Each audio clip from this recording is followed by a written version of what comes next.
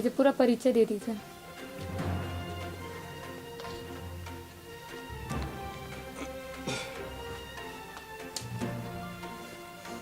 और कुछ बोलना है क्या? एक लाइन और बोलना। ठीक है, बोलिए। ठीक था ना? ठीक है। फिर भी मैंने पूरी चीज़ें सामने ला दी जितना जरूरी था।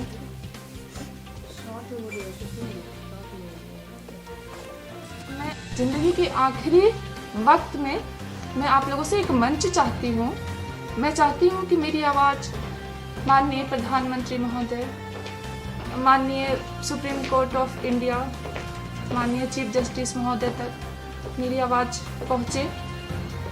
और मैं जीना चाहती हूँ इंसाफ के लिए, अपने बच्चों के लिए, क्योंकि मैंने बहुत लंबा स्ट्रगल किया है और मुझे खुद से नहीं पता कि मुझे खुद से ही डर लगने लगा है कि मैं अपनी ही ज़िंदगी को अपने ही डर से कैसे बचाऊंगी।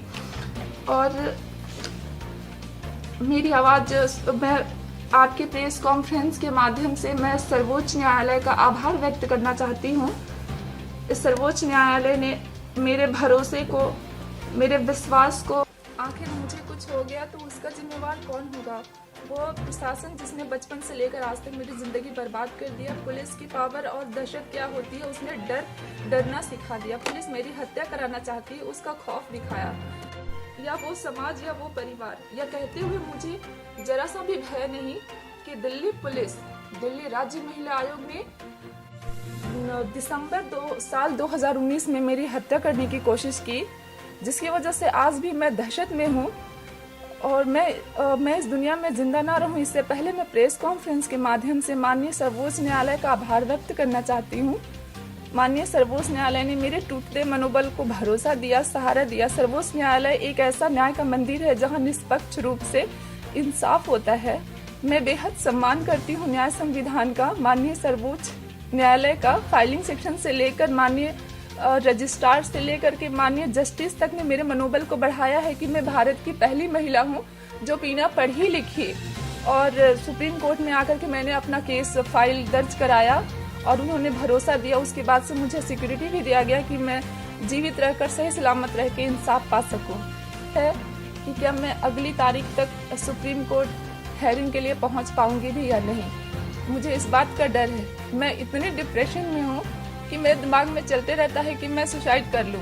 मैम ये डर क्यों? डर इसलिए है कि लोग मेरे पीछे पड़े हुए हैं। कौन लोग? डर है ही कि मेरे बच्चों को देखने वाला मेरे सिवा कोई नहीं है और अगर मुझे कुछ हो गया तो इनका क्या होगा।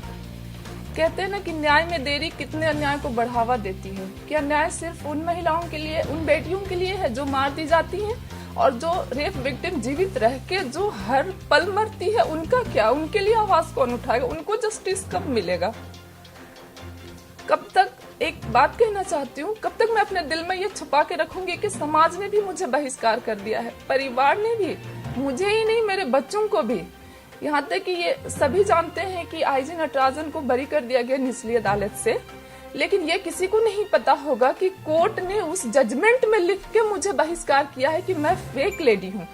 Sushma Baraik is a sale lady, मैं सेल लेडी हूँ, मैं फेक लेडी हूँ। ये भारत का संविधान में पहला जजमेंट होगा कि एक विक्टिम के चरित्र को जजमेंट किया गया है। फिर भी मैं उम्मीद में हूँ कि मुझे आज न कल जस्टिस मिलेगा और मैं माननीय सर्वोच्च न्यायालय का बहुत आभार व्यक्त करना चाहती हूँ कि उन्होंने मेरा केस एडमिट किया, मुझे वहाँ अपना पक्ष रखने का मौका दिया।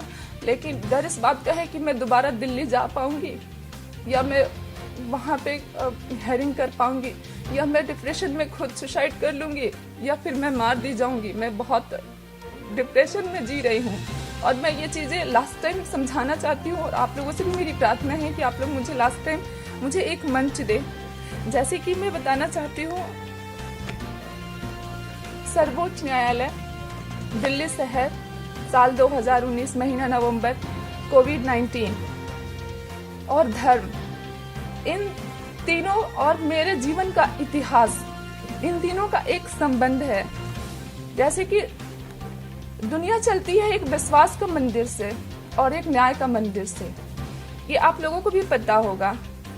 और मैं साल 2019 में अपने बच्चे को छोड़कर दिल्ली शहर गई थी न्याय के लिए, जहाँ पे ये विश्वास दिला करके कि मैं आपके बच्चों को नाम दूंगा, आपके बच्चों को मैं मतलब पालने में मैं मदद करूंगा।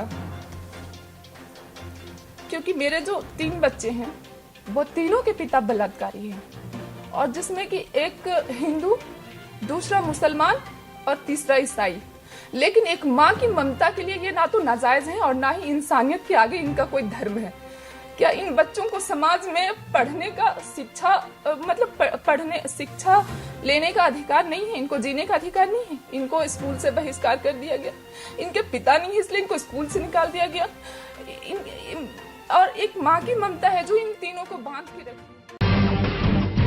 जब टूटती है आस, जब थकती है सांस, जब रूठते हैं अपने, मुंह मोड़ता है जमाना, जब अंगड़ाई लेता है संकल्प, फिर बनती है कहानी, बनते हैं अनमिट निशान। देखिए मेरे साथ संघर्ष की दास्तान।